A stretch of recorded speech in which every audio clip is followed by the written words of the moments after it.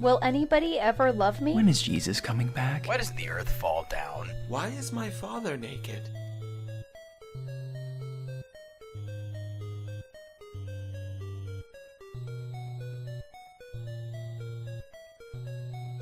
Wild Arms. Did it leave? I don't care. I want more Wild Arms. Same thing with Suikoden. Ridge Racer. Can we actually have a Japanese Ridge Racer, please?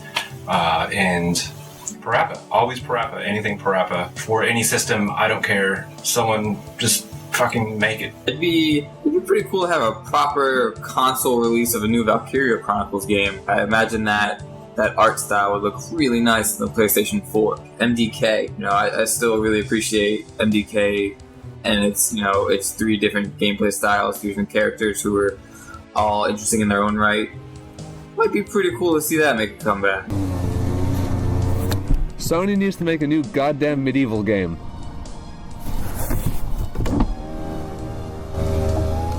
I would really love it if someone came up on stage and said, hey, here's a new free space game. Space combat games have kind of gone up in people's minds a little bit recently, so it'd be good if someone said Free Space 3, or in a crazy perfect world that never actually happens, a new X-Wing versus TIE Fighter game would be pretty amazing too.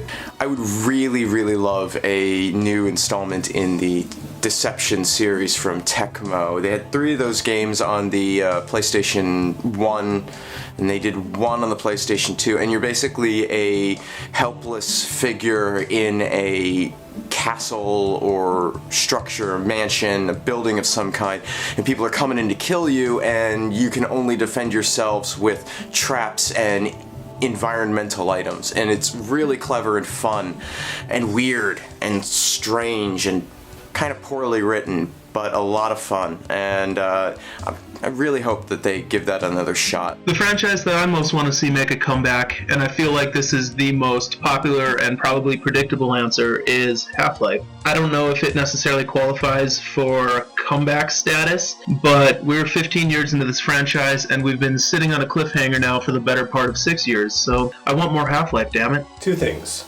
X-Wing and TIE Fighter. Psychonauts. And I know that's sort of a cliche answer, but I think that actually kind of helps it at this point, because, it's been years now that people have had to suffer through people like me saying, hey, make another Psychonauts game.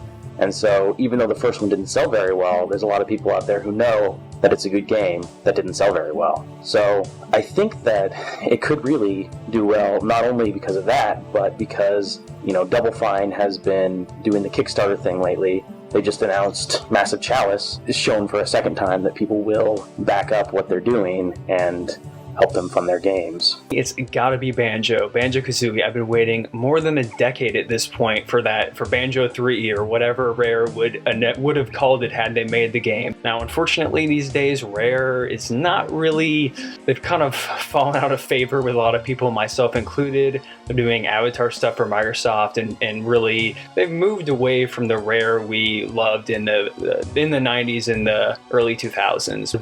Just thinking about a new Banjo game makes me giddy, honestly. With Nuts and Bolts, we got a little taste of what the world could look like on modern hardware, and it was amazing. And I like that game for what it is, but it was no Banjo 3. And to see them come back with that, even if it wasn't on par with the first 2 games, which it probably wouldn't be, that would be a dream come true. There are not enough 3D platformers made by companies other than Nintendo. So yes, I would buy that. I don't even care. I'd buy it.